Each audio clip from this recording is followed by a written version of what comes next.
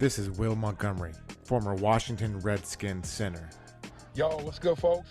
This is Trey Johnson, the headbanger, yo, and you're listening to Mess Hall with Rally Captain and Tailgate Ted. Word. What's going on, Rally? A little bundled up over there, man. No, actually, I'm really not bundled up, but I wanted everyone to be able to see what the organization gave out yesterday before the game. If you're one of the lucky, I guess, thousands of people to come in and get one, here you are. This is the new scarf, and I got to tell you, it's very fashionable. It has, as you can see, the Washington logo, as well as the other crest that we have over here. I mean, so they did a good job. Kudos to the organization for giving out vests. Listen to me, vest. That tells you how jacked up I am that the season is over. I'm jealous, man. I had no idea. I thought that because I saw people in the stands with it. And I got inside the stadium. I mean, the tailgate was what it was. We barely had any people out there. We lost money this week. I mean, it sucked. I'm not going to lie. I do appreciate Jeff from B. Mitch and Finley for making us a mix. He stayed up and actually made us a DJ mix because we didn't have a DJ that wanted to show up for the game. And I'm walking around, and I actually saw you. You were taking pictures with people in the concourse like usual. And it's 40 minutes before kickoff. I've never been inside the stands that early, but I must have missed the giveaway because I didn't see anyone passing those things out, man. Yeah, when I got there, I was a little late as well, but luckily someone saw me without my scarf and said, "Hey, where's your scarf?" And I said, "I didn't get one." He says, "Hold tight." And he was able to give me a scarf. So I feel fortunate about that.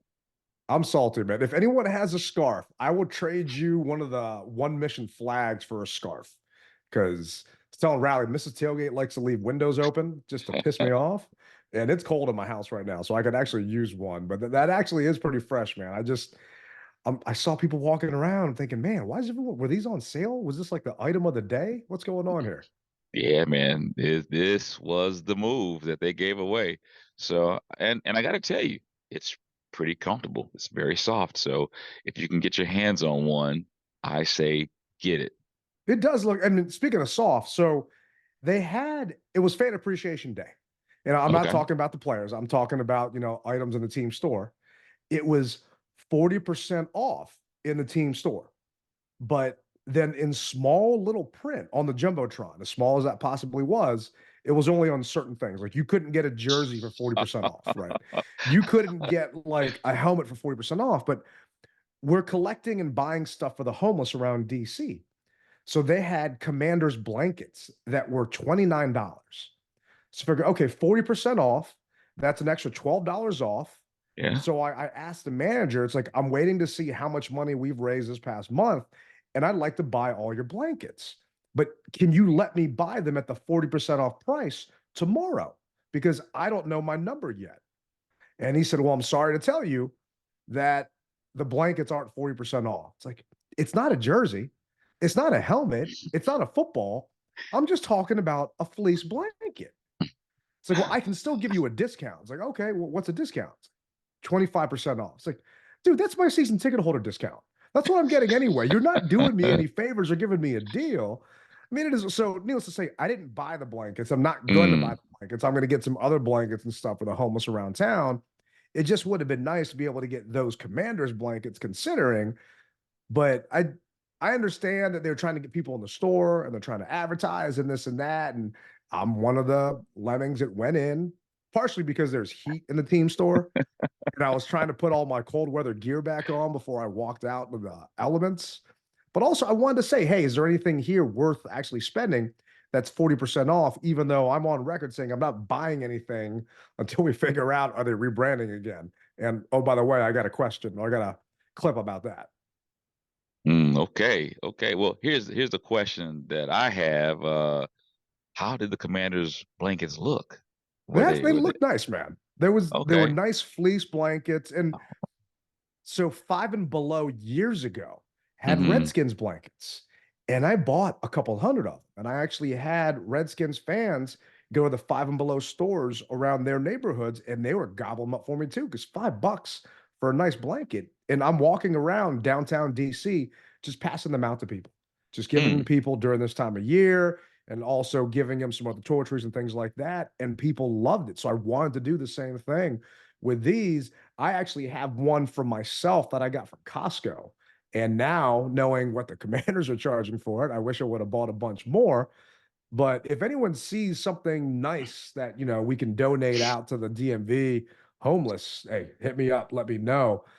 But Yeah, maybe that's what's up. In your stocking next year, you might get a Commander's blanket. So we'll see. We'll see. I was going to go to this team store and just go ahead and cop one. But if you're saying I need to wait 11 months, I just may have to do that. Well, you got your scarf to keep you warm, because I'm not going to lie, it does look nice and cozy. You get a couple of those. I got my flag that'll just maybe keep me, I guess, water resistant.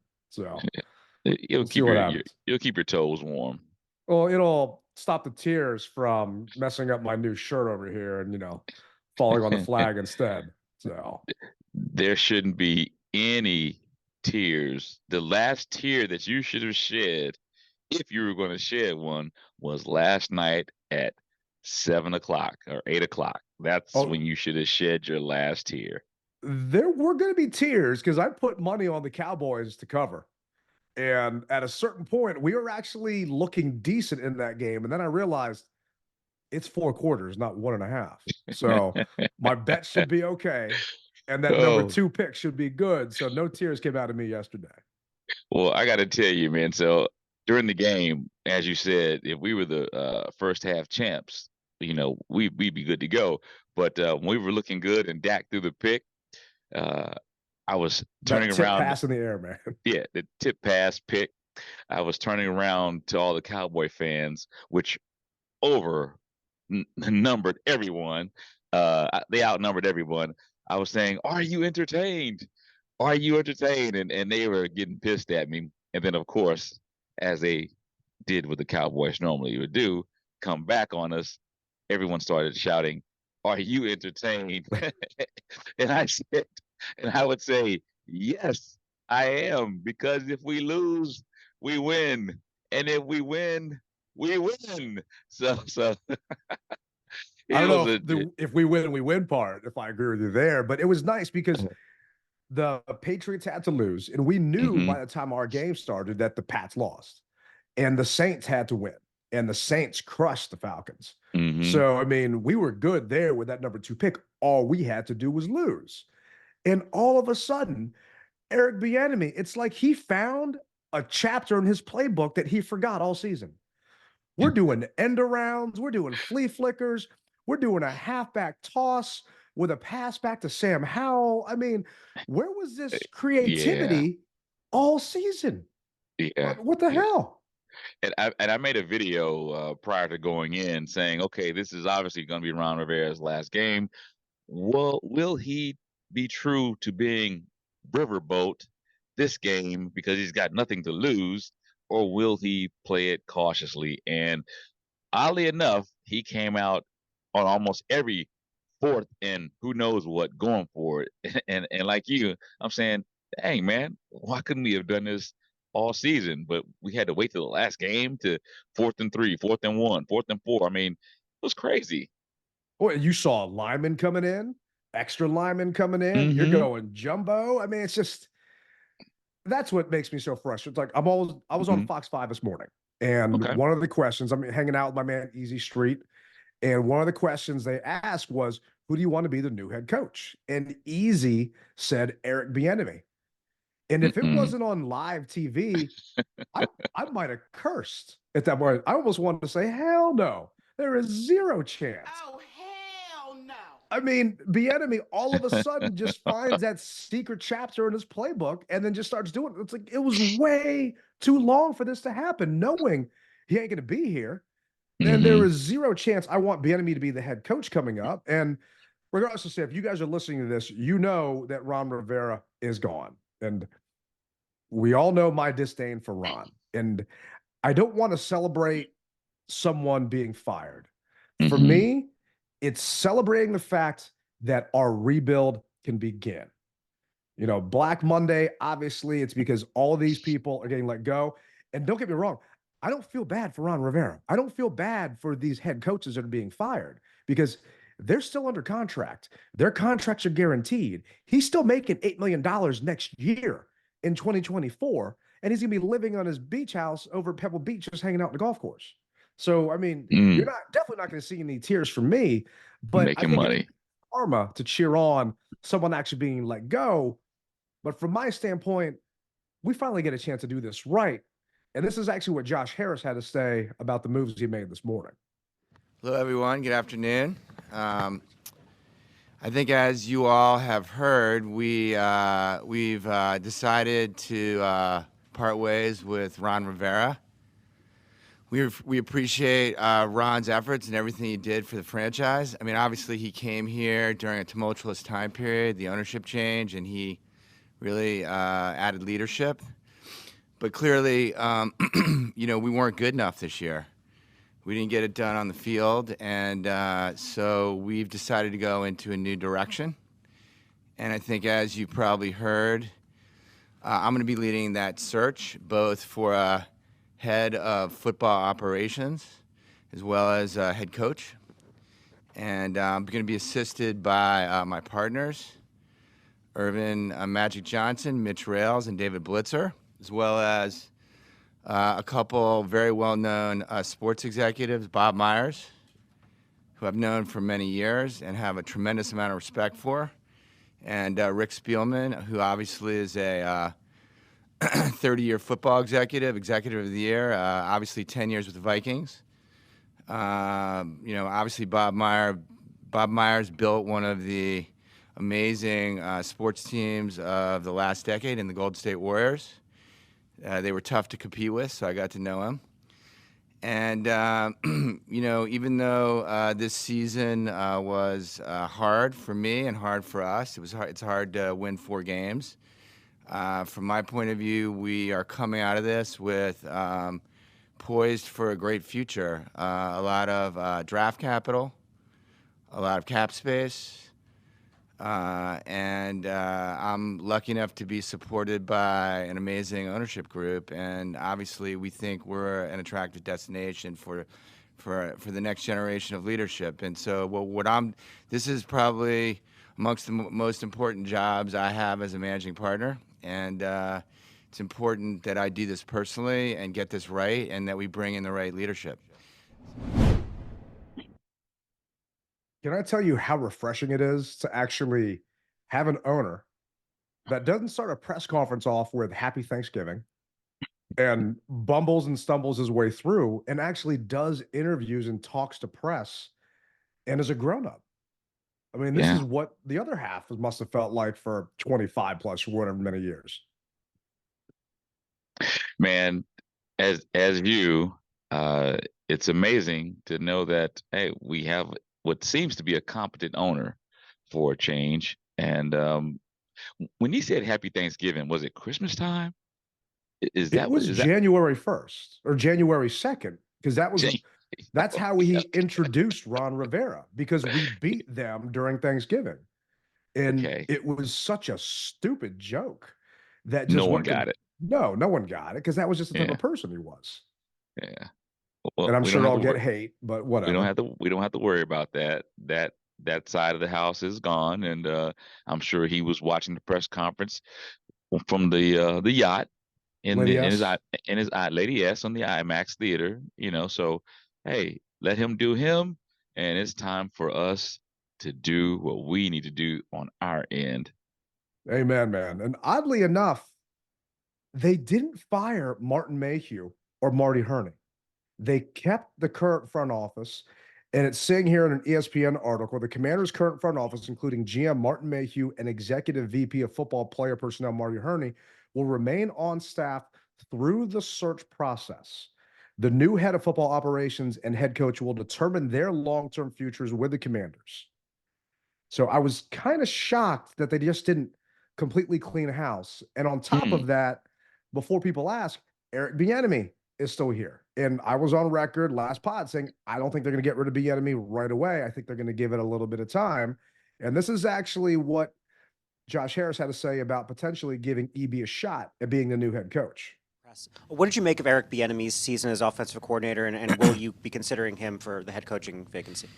Yeah, so I've enjoyed working with Eric, and obviously he's had success over the years. And I'd say that, I spoke to Eric today, and, he's hard at work managing our franchise. And I look forward to hopefully, if I could write the script, having our senior football operations executive in place and then approaching the coaching search with Eric and others. Are you surprised that EB's still here? No, I'm not. I'm not surprised.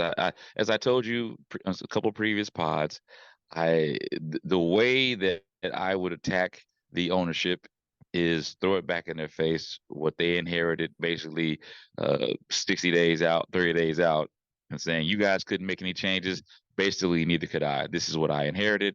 If you allow me to bring in the personnel that I need, we can make this franchise and offense work. We saw what Jacoby Brissett could do just in a short period of time with the right-minded person. So I can see how that would make them say, okay, we may continue to give him a shot once like he said, the higher ups are in place to interview him.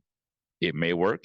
It may not work. So as far as the house being clean, per se, we knew that I felt that the only person that would get fired was Ron Rivera and today, but no one's technically safe though, bro. That's the thing.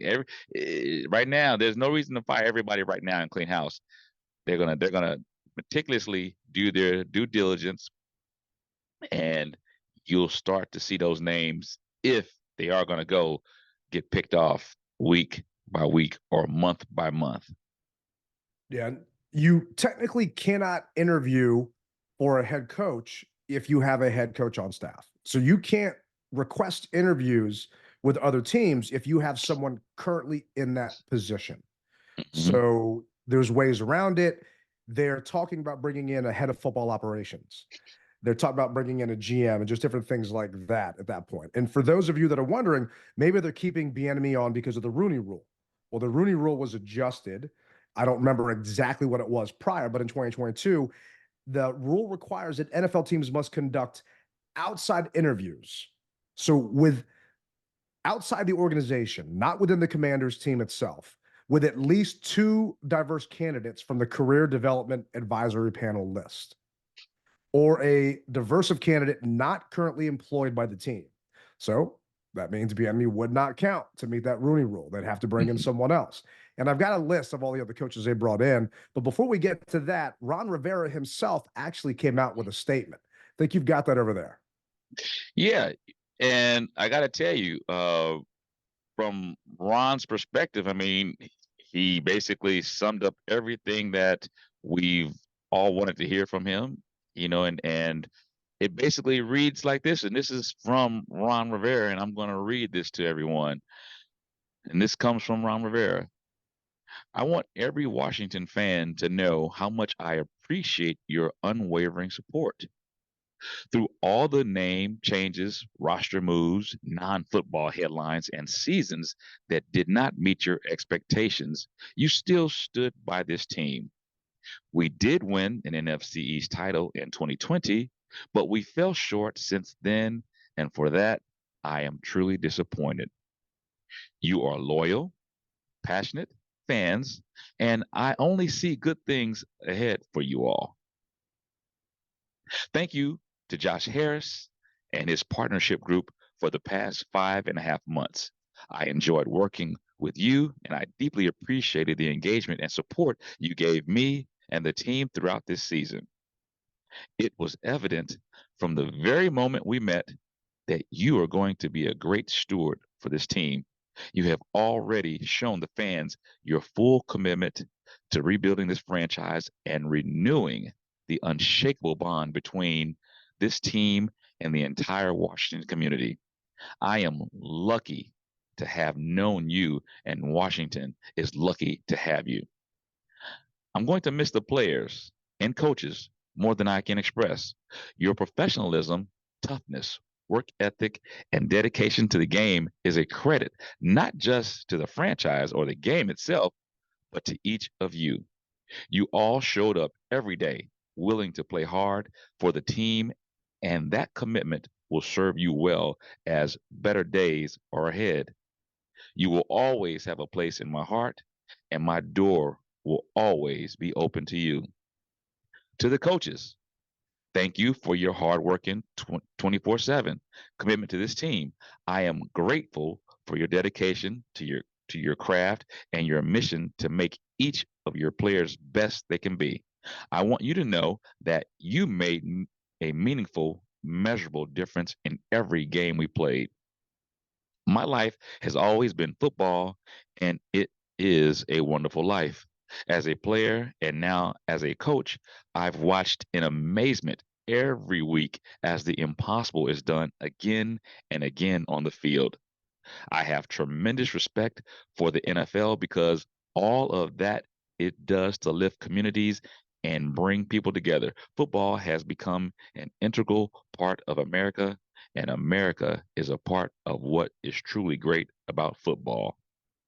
As for Washington, it wasn't easy, and there is a lot more to be done. But I believe we began to change the culture of this organization in meaningful ways. And on a personal note, it has been one of the greatest honors of my career to serve this franchise and those who cheer it on every week. Finally, to the people in this room, thank you for your professionalism, for your love of the game, and I'll see you down the road. And that's from Ron Rivera. Yeah, and the Commanders released that statement from Coach this morning. So timeline, they didn't let him go yesterday. He got let go at 8:21 a.m. roughly. And this came out at 10:30. And wondering, I didn't think Ron was going to be on a podium someplace giving this. But the last time he was on the podium, well, not the last time, but Friday, he did a media session. And Friday's media sessions are not televised, they're not streamed for whatever reason. I don't know why. And it's very annoying and it drives me crazy. Luckily, our DC media members actually caught a clip of Ron, in my opinion, making his kind of last excuse for why things didn't work out here. And I'm not sure if you had a chance to listen to this, and I have willing to bet a bunch of our listeners haven't either. But I want to get your thoughts after you hear this clip. Before, or as much as you have in general? It's interesting, and I don't know if people will agree with me or believe in what I'm saying, but hell with that. I managed for about 3.5 years. While I was here, I managed. Probably the last 5 weeks I've coached. Getting back and doing the defensive coordinator stuff was a thrill. It really was. You can ask some of the guys. That's been fun. That really has. He managed for the last 3.5 years. He didn't coach. Meanwhile, it's a coach-centric methodology. He's in charge of everything. The buck stops with him. That's why he's the one that's gone today, and others are still here. What do you think he meant when he said that? Sounds like he's saying that his hands were tied. But you asked for that. You asked for all those different roles and to wear those different hats within the organization when you came on board. I think that maybe what you should have done is delegated your authority better to bring in what you needed and who you needed so that you could do more, if you will, do more with less or less with more, however you want to look at it. But don't cry over the spilled milk now. I understand you're on your way out, but it sounds like you're trying to say that someone held you back from being able to do what you needed to do. Yeah, and he actually, during that same presser, was saying that he believes that the team is going to go with a GM first and head coach after the fact. And this is actually what Josh Harris said about his basically philosophy for how it's going to go in the future. How do you envision the general structure for the front office? You mentioned obviously the head of football operations, but what is your vision for the structure, and then what are you looking for in candidates to fill that role? Yeah, so we're looking for the best people to build an elite franchise that's going to consistently compete and win championships. So that's kind of our goal. In terms of the structure, obviously, I start with talent. You want the best talent. And sometimes, you let the talent just sort of influence the structure. But my orientation, obviously, is that being the head of football operations, being in essence in that lead role, that's an 80-hour-a-week job. Being a head coach, that's an 80-hour-a-week job. I think there are two roles there. And so I think it's harder. I mean, there are certainly individuals that control everything. I think it's increasingly hard. So my orientation is not to do that. But on the other hand, I'm going to really be somewhat flexible around talent. So that's kind of how I'm gonna think about it, and I hope that answered your question a bit. So he left himself an out, saying that there are some individuals, paraphrasing, that can handle both, but one person basically doing a 160-hour-a-week job leads me to believe that he doesn't want that to happen because it's just too much for one person to juggle. And during his opening statement, he talked about two names, Bob Myers and Rick Spielman. So for those that don't know, Bob Myers is the former Golden State Warriors general manager. And yes, you heard that correctly, the Golden State Warriors. He's a two-time NBA Executive of the Year who built a dynasty in Golden State, and they got 4 titles over 8 years. So he will specifically take lead in identifying, coordinating interviews with candidates for both the top football operations and head coaching jobs. Now, the good thing. shoot. Go ahead. No, shoot. I was going to say the good thing about that is we all remember how poor Golden State was at one point in time. They were the laughing stock. Oh yeah. And what he did, if you can envision this, having clay and water and molding it to where he wanted, splicing, getting rid of XYZ part, bringing in this part, and molding it to his vision. And now look at where they are. So if that's anything that we can look forward to, it's that the man knows how to put some things together. So that's very exciting. And I'm so happy that all this basically happened the first day after the season. And this is something that I would have wanted to happen. I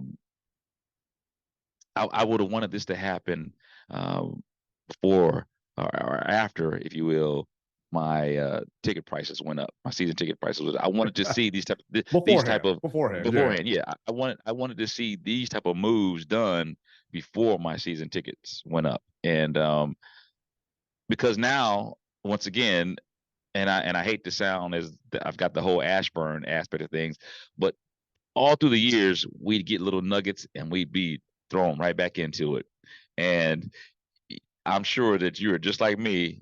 Even though nothing has been taking place on the field as of yet, no player personnel has taken place, but I'm almost back into it again. I hear you, man. And actually, Bob Myers came out with his own statement that got released today at 9:30 this morning. I think you've got that for us as well.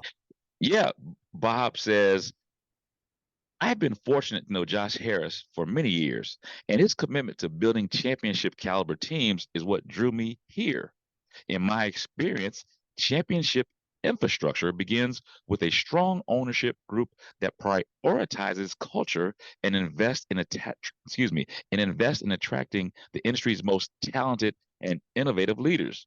In speaking with Josh and his team, it's clear they will do everything it takes to build out a world-class organization, one that can win on the field and make a positive mark in the DMV community.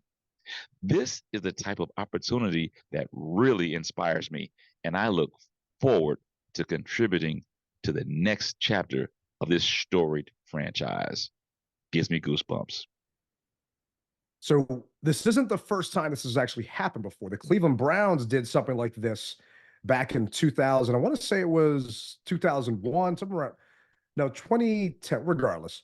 They brought in Paul DePodesta. So he worked with different MLB teams as a chief strategy officer. Now, that's also the same guy that's responsible for bringing in Deshaun Watson. And that contract hasn't exactly worked out well. But I trust Josh Harris to bring in the right people, and it's already taking effect. So Bob Myers is friends and classmates with one of the GM head of football operations candidates that everybody wants. So the Commanders have made a bunch of requests. One of the requests they made is the assistant GM for the 49ers, Adam Peters. So 49ers assistant GM Adam Peters was requested to interview with the Commanders head of football ops job, and will take the interview tomorrow. And it's significant because he actually turned down requests for interviews from the Titans and Cardinals last year. So according to Mike Garafolo, he knows Bob Myers. And I think, let's see, going back here, they went to college together and they go very far back. Josh, John Kime, ESPN. I'm curious with Bob and Rick, we know the resumes. What is it about them personally that made you want them to get involved, and what will their roles be beyond this search? Yeah, so obviously I'll start with Bob. You know, Bob Myers is a winner. Like, who wouldn't want him on your team trying to help your franchise? He knows how to identify talent. He knows how to build winning franchises, winning cultures. I mean, he's obviously not a football person. He's not been around football, but he's an amazing sports executive, and I'm, you know, really happy to have him helping. He'll be around as an advisor to me. He's not going to be involved with X's and O's, but he'll be involved through the search process and beyond, you know, as it relates to the Washington Commanders, helping us build an amazing franchise, an amazing culture, and a winning culture. Obviously, Rick Spielman brings a wealth of football knowledge, the ins and outs of football. He was executive of the year with the Vikings, you know, with many other teams, and kind of brings that knowledge of football that you need, you know, when you're interviewing candidates. And so he's going to be helping us through the search process, and we'll see after that. I'm not sure. So just to correct, Myers went to the same high school as Adam Peters, and they're both UCLA alums. Says they've had quite a relationship for some time, and Peters is a strong candidate for the GM job. Adam Peters has been in the NFL for 20 plus years, 3 Super Bowl championships, former director of college scouting, and went to high school at UCLA, spent some time with the Patriots, Broncos, and 49ers. So he is a hot candidate for this GM position. And we'd be lucky if we could get someone like him. I mean, the man has been able to find talent in the later rounds of the NFL. And, you know, George Kittle, Brock Purdy. I mean, there are so many studs on that 49ers team that aren't first-round picks. And this is one of the guys that was in charge of it. And the reason why we're getting in a bunch of assistant GMs is because a bunch of those GMs, they don't want to go anywhere. So we're trying to get the guys that also helped build that staff. And Rick Spielman did help with the actual Minnesota Vikings. So he left the Vikings in 2021. And he's being tasked to look for a coach that can create lasting winning culture. And this is a quote, similar to the Patriots, Ravens, and Chiefs. So this advisory committee has Josh Harris, Mitch Rales, Magic Johnson, David Blitzer, Bob Myers, and Rick Spielman. And a lot of fans thought that Bob and Rick were coming on as a GM or as a president of football ops. No, these guys are being brought in here to help find the new guys and help steer us in the right direction. And to me, this is what Dan never did. He never brought in the right people. He just brought in the people that would say yes to him and that would agree with him. And I don't feel that these guys are going to do the same thing. And that's another reason why I'm so excited, because that committee, Mitch Rales, who put his hard-earned money in this. Magic Johnson does nothing but build winners. David Blitzer, same thing. So that's why I am just ecstatic that you said it would have been great to know this before they just smacked us over the head with that renewal bill and then said, oh, we'll make it up to you by giving you this stupid chain that they keep texting me about that I never picked up at the Cowboys game. But it's exciting, man. I You're do a know that 2024 season ticket holder. Oh, I am not picking that up. I am not going to wear it. They can keep that and throw it in a landfill, and maybe there will be someone on a video down the road that wears that thing because they found it in trash someplace. But do you have any concerns about a guy from the NBA coming in to try and help mold our NFL franchise? No, I don't have a problem at all. And the reason is, even though they're totally different sports, you got to have people in the right places who can evaluate. And as you said, we're not going to just stay on Dan, but Dan, he just did it himself. And if it felt right to him, he went with it. Even if it didn't feel right, he went with it. And I think that hurt us. Versus now, we're taking the onus off of Josh Harris and putting it on someone who has done it over and over and over again, and they've found winners, and that's what we need.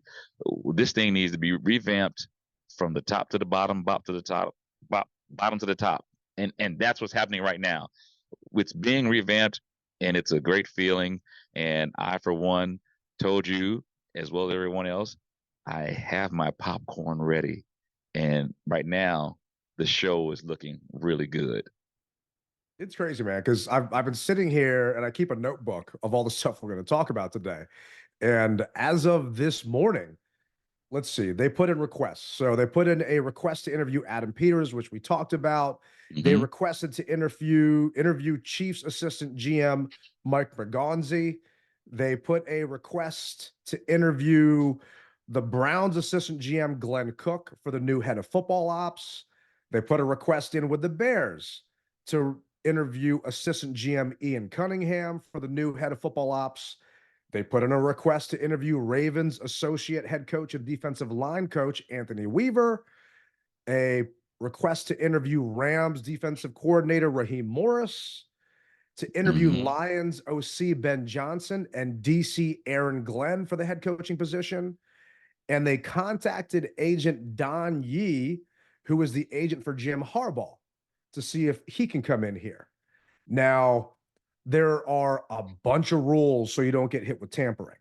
Teams cannot interview a head coach candidate who is employed by another NFL team until the third day after the conclusion of that team's Week 18 game. So if a team played on Saturday, we can't talk to them until Tuesday. If a team played on Sunday, we can't talk to them until Wednesday.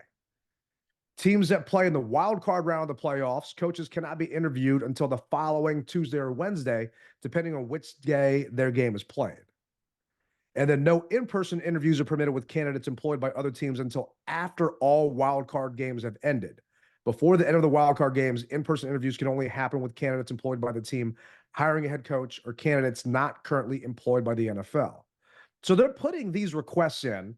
They don't have to be granted by the other teams, but it's nice to know that they're already doing their due diligence to help find us someone, to help find us a new head of football ops, to help find us a new coach. And I mean, we weren't the first team to fire a coach. I want to say the Chargers fired their coach earlier on during the season. The Falcons fired their head coach at midnight, basically last night. They let go Arthur Smith. I mean, they waited till whatever time this morning, but they've hit the ground running. And this is actually what Josh Harris had to say about the timeline and when he expects these hires to happen. A lot of reporting today about requests for interviews all over the league, coach and GM positions. Ideally, what's your timeline for all this? And what's the timeline for the folks that are still here when they kind of find out their future? Yeah, so I'm going to run a thorough but rapid process. I mean, obviously, we need the next leadership here because we got a lot of work to do. we have the draft, we have the off season, we have a lot of draft capital that we need to get prepared for. Ultimately, free agency, combines. But on the other hand, this is a really important decision, and so it's going to be a rapid but thorough process. I mean, ideally, you would have the head of the front office in place before you ultimately select a coach, because obviously that's important. But look, again, like, we're not in full control of the time frame, because what we're ultimately trying to do is end up with the best people, and the best people generally have alternatives. So that's what I would say. In terms of, I spoke with the front office leadership and the coaching staff, some of the coaches today, and I appreciate that from their point of view. There's uncertainty, but I've just asked them to be a part, to bear with us, and to just to do their jobs, right, to continue to run the football team, and everyone to a person has said that they care about the club, they care about the franchise. And that they want to be part of the solution. And so, obviously, without the head coach and without the head of the front office in place, there's some uncertainty for them, and I respect that and am sympathetic to it. But on the other hand, they're professionals, and so we're working through it. Thorough but rapid. And what I was going to say is, what I like about this is it feels good to be a part of transparency. Yeah. I love being able to hear everything that they're thinking about doing. May not come to fruition, all of it, but the fact is they're telling us. And I feel as though I'm a part, or we are a part of the hiring process, even though we really aren't. But just to know what's going on behind closed doors means a lot, man.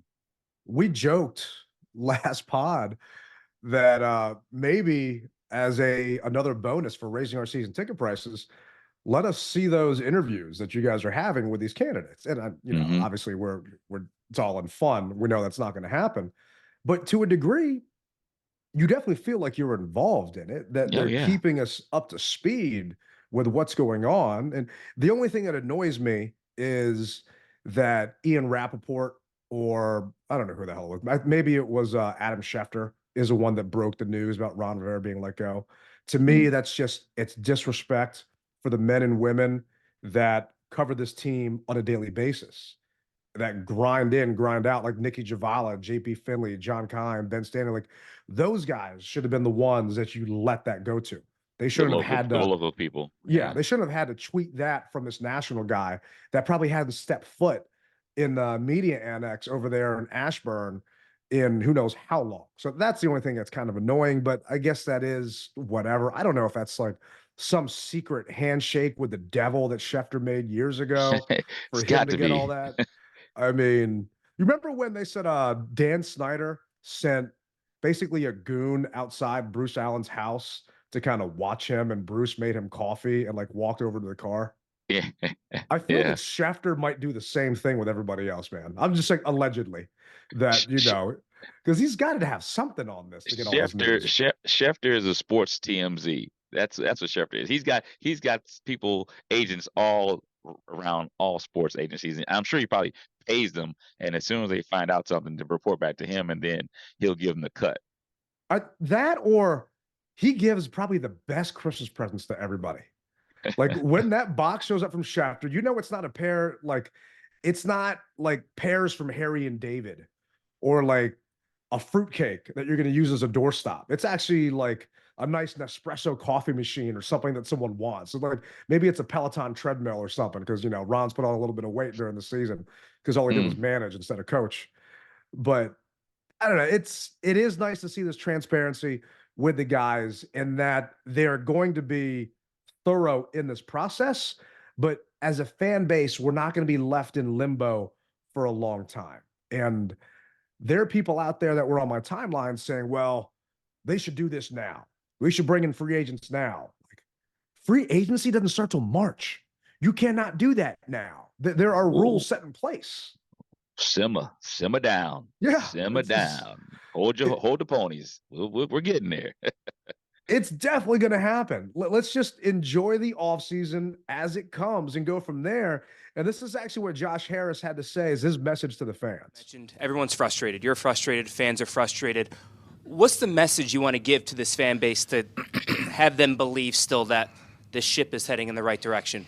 Yeah, so my message to the Washington fan base is thank you. You guys showed up in droves. You believed in us. We sold out every game, even with a 4-win season. Now, granted, there were a few visiting fans there, but that's on us. We're not in the playoffs, and so thank you for showing up. And the future is bright. We have a lot of cap space. We have a great ownership group. We're very committed to winning for this city, and look forward to showing you, in addition to telling you, over the next series of years. So, do you think Josh Harris was telling a joke when he said there were a few visiting fans there? Yeah, it was a little dig. Yeah, it was a little dig, but at the same time, he knows that, hey, he got a lot of that gate from the door. Oh, So I mean, yeah. it's 60%, if I'm not mistaken, and the away team is 40%. So it's no different than when the Commanders bum rush like LA and their owner got 60% and we got 40% of the door. So it's what it's supposed to be. And speaking of which, 60-40, it was probably 60-40 Cowboy fans. No way. I was going to ask. There was zero chance it was 60, dude. It was at 70-30? At least 85-15, dude. We were okay. But there were nowhere near that many Commanders fans in those stands, man. And the only nice thing was the Cowboys fans behind me, they were actually all respectful. And we just kept seeing the score for the Eagles game and then actually agreeing that the Eagles suck. And we were okay there. But yeah, wonder what happened with them. I have no idea. And I was shocked to see that they didn't pull Dak when they could because they were up by 25 points. And the Eagles were losing 24-0. So they still had Dak, CeeDee, Pollard. So I'm sitting here, and I never want to wish someone injured. But at a certain point, if he pulled a hammy, I wouldn't have been upset. You know, I actually would have been like, hey, you know what? That's what you get. Because it was a 4th and 1, and they still went for it on us, right? Yeah. It's like, and they're still trying to run the score up because they were trying to break a record that they had for however many points in a season and this and that. And it's whatever. It was just kind of frustrating because it's like, all right, well, maybe you get what you know, because a lot of teams would bench their starters at that point come week 18. Like the Ravens didn't start Lamar Jackson. They didn't start a bunch of their guys because they already clinched. So why do Same it? with Kansas City. They didn't start a lot of people, Dallas already clinched the NFC East. They already clinched the 2nd seed at that point. Yes, the game wasn't over, but hate to break it to people, we weren't coming back. I mean, at a certain point, I actually thought that Jake Fromm from State Farm was actually going to get in. I thought that Fromm was going to come in as well, but he didn't. And Sam probably played his last starting game as a quarterback for the Commanders. I see him being the backup if they decide to keep him, which they will because he still had a rookie deal. But he'll be the backup quarterback, and keep your eyes open for this game tonight. That's going to really thrust people into the limelight. Yeah, people wondering, it's Monday, January 8th. Riley's talking about the national championship game. So probably by the time you listen to this, the results will be out, and you get to see if any of those guys maybe rock up the draft charts. And speaking of which, we've got the number 2 pick. So because we lost and because our strength of schedule was lower, we end up getting that pick. And thank goodness, because I think we can actually do some damage with that. We ended up the season 4-13. So did the Patriots. So did the Cardinals. But we lost 8 games in a row, and our strength of schedule was a .512. The Pats was a .522. So because the Saints won, that actually made their strength of schedule go up higher for the Pats. And we're good. We'll get into it. There's a lot of fans out there that don't want a quarterback. I don't agree with them. I do think the Bears are going to take Caleb Williams, Justin Fields, I listened to his press conference and a bunch of his quotes. He basically said goodbye to Chicago after Wow. that team where they lost to the Packers. Yeah, he basically, goodbye. It's been fun. I'll get a chance to go someplace else if they're going to move on. I really think Chicago is going to go with Caleb Williams. And, I'll ask you later when you get a chance to take a look who you want in the draft. And the thing is, it doesn't matter what any of us want. All that matters is whoever this new guy wants, whoever this advisory committee wants to bring in and they want. We all are going to have our opinions, but that's why you and I are sitting on the other side of this microphone and a bunch of our listeners are sitting on the other side of their keyboards or cell phones tweeting. But ultimately, yeah, it's a crapshoot. But we don't know when we're going to get a chance to pick this high again. And I'm sick and tired of hearing fans say, we should have taken Joe Burrow instead of Chase Young. We should have taken Tua. We should have taken Herbert. Hindsight's always 20/20. And guess what? Ship sailed. Yeah.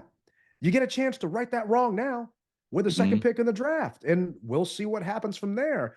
But one thing that was interesting to hear out of a locker room clean out today was from a different Sam. Did you hear Sam Cosmi's comments today? No. All right. Grab your popcorn. Uh-oh. Hit pause. Let me make something real quick.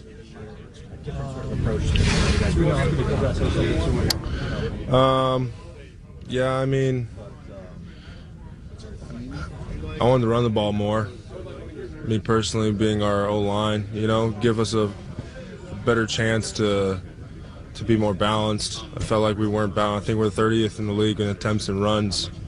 I love running the ball, and I felt like it was just nothing but like drop back passes. So I just wanted to be more balanced. To be completely honest with you, just run the rock, please. So that's all I would have to say for that. Yeah. Let's run the ball. Let's be balanced. Let's take advantage of and utilize our guys that like B-Rob. I mean, kid's special. Just hand him the rock. We'll do the job up front as a unit. Don't worry about that. But yeah, that was my big thing this year. Just wanted to do that more for sure.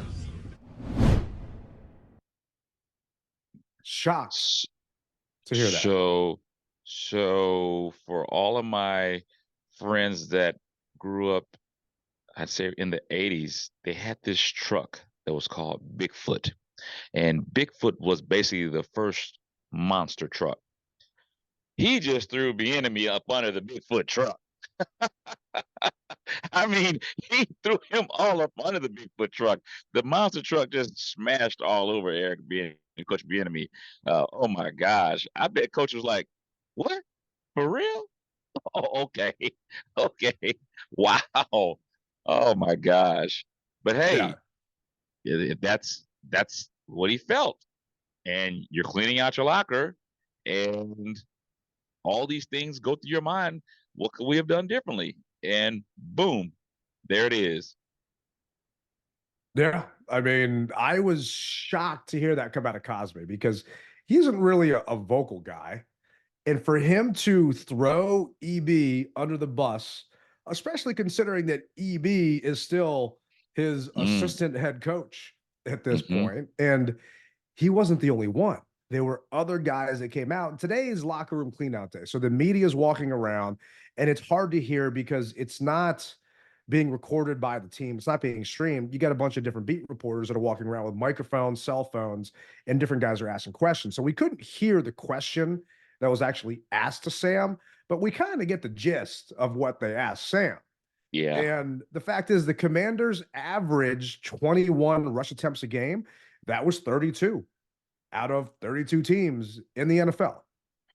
Not good at all. And I do agree. And that's why I was saying on Fox this morning, I don't think Bieniemy should be the head coach. And I do think that the new head of football ops is probably going to talk to some of these players because Sam Cosmi was graded one of the best offensive players that you have on this team. Looking at his PFF grade, Cosmi got a 65.6 pass blocking yesterday, which actually isn't bad.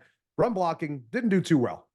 But everyone looking at it says he actually had a good game against Micah Parsons, even though, he gave up a couple of sacks. Sam didn't look as good.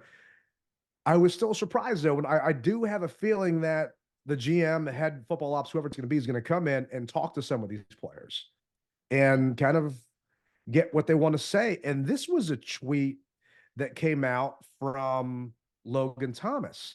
And I was kind of surprised to hear this one too. And this is from Nikki Javala. Well, I think we had our ups and downs with him. I might be the only one to say it, but we had our ups and downs. We had some good, we had some bad. It's one of those things where something new comes in after you've been used to something else for a couple of years. And sometimes you can butt heads. But I respect him for coming to work every day and being the same person every day. So I don't know who the other person is going to be, the same person. Basically saying that he butted heads with EB as well. And we did wonder, who was the player that complained to Rivera about EB being too harsh, about pushing them too hard, and this and that? And you get two vets on your team that are actually making these statements after the fact now. I wonder if they're the smoking gun. Well, or having to stay late. Who knows? Inquiring minds definitely want to know. But at the end of the day, it doesn't matter. It doesn't matter because the record reflects who we as a team are. And just be careful what you ask for. That's all I'll say, because the new person that comes in, if by chance a new person does come in, could be worse than Bieniemy. So you gotta be careful of what you ask for.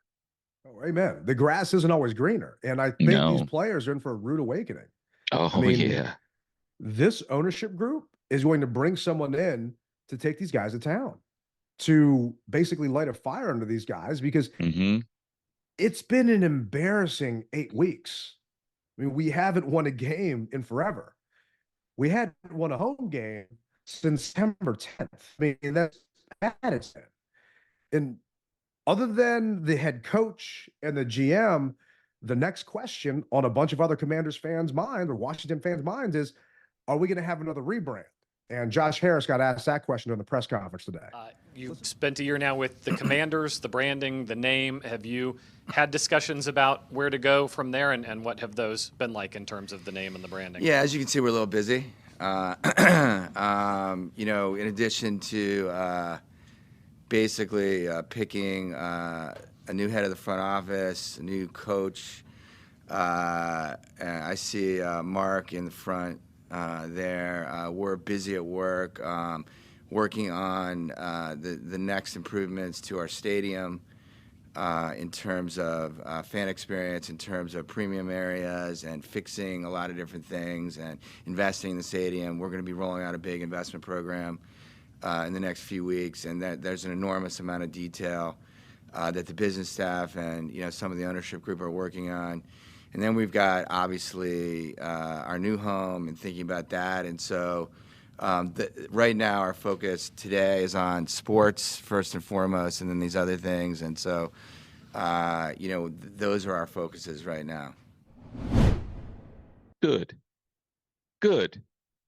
So for everybody listening, the way Rally Captain interprets it is, leave the freaking name thing alone for now. We've got bigger fish to fry.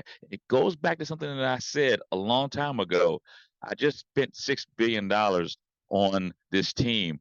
I don't have the money or the capital right now to try to change anything except for things that are going to make this place a better product for you guys. And the name is not going to make it a better product. So leave it alone for now. Yeah, I actually put a tweet out because Nikki Javala basically quoted what Josh Harris had said, football is all that matters right now. Those of you who care more about changing the Commander's name versus the new head coach or who we should draft with the second pick, you guys got your priorities backwards. And do you remember when if anybody tweeted anything about the Redskins, the only thing people would reply back with was fire Bruce Allen? Just hashtag fire Bruce Allen. That was just all over the place. Yeah. So basically everything I put out there now People just reply back with, change the name. Change the name. And all I do is click on those 3 little dots and hit mute. And I'm telling you, man, this list is just growing and growing. But there are those of you out there, that's all that you care about. But as you can see, a majority of this show was about what mattered. Football, not firing Ron Rivera, but about Bob Myers and Rick Spielman and this advisory committee and where this franchise is going down the road, because the future's bright and we keep talking about it. But you had Eric Bickle on the Junkies saying, "Oh, we're a franchise team now. You know, we're gonna have a new rookie quarterback coming in here and this and that." And I love EB. I'm not trying to mock and make fun of him, but to me, there are some Washington fans out there where your glass has been so half empty this entire time. Just try and think with Rally's positivity for a change that things are going to be better. And maybe you'll start actually believing it and feeling that way. And then eventually we'll start seeing those results from finally a transparent ownership group. When the positivity starts to hit, you better turn that frown upside down and give us a smile. Because I told you guys, we all want to win, but we're going to have some losers in there. Do not allow what happens on the field dictate your happiness. I will always be happy. And before we go, that Dallas Cowboy fan, or excuse me, that Dallas Cowboy player jumped up into my section and I pushed him away. Now, for everybody that said that I was smiling and I was happy, you're wrong. I was smiling because I couldn't believe that our team let that happen, first off. And I was saying, get out of our end zone. Get out of here. That's what I was saying. Are you sure that's what you were saying? I think I heard this. How about them Cowboys? You'll never hear me say that, brother. The only time you'll hear that is on the recording, or I'll say it when they lose in a couple weeks. It's going to happen. Don't worry. They will go That's down. right. That's right. I told all those Cowboy fans, you guys are the regular season champs. Bravo. Now the show can start. I hear the music playing, which lets me know that another episode of the DMV Mess Hall has come to an end. We thank you for riding with us, and it's been a ride. And let me tell you, buckle up, because it's about to get a lot better. And I can't wait. I'm here for it. Ted's here for it. We're hoping that you guys are here for it as well. We'll see you the next time. And remember, you rep it hard or you don't rep it at all. Rally Captain, Tailgate Ted, DMV Mess Hall. We're out of here.